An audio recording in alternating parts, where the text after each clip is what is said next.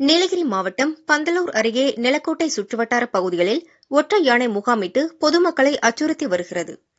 இரவு 7 மணிக்கு மேல் பஜார் பகுதி மற்றும் குடியிருப்புகளுக்குள் புகுந்து பொதுமக்களை துரத்தியது. சில நேரங்களில் பகலிலும் ரோட்டில் ஹாயாக உலா வந்து வாகனங்களையும் நடந்து செல்பவர்களையும் துரத்தி வருகிறது. யானை பஜார் பகுதியை ஒட்டிய புல்வெளியில் ஹாயாக படுத்து குரட்டை விட்டு உறங்கியது. இரவில் ஆட்டம் போடும் யானை பகலில் குரட்டை விட்டு தூக்கம் போட்டது. அந்த வழியாக சென்ற பொதுமக்கள் யானை தூங்குவதை ரசித்தனர்.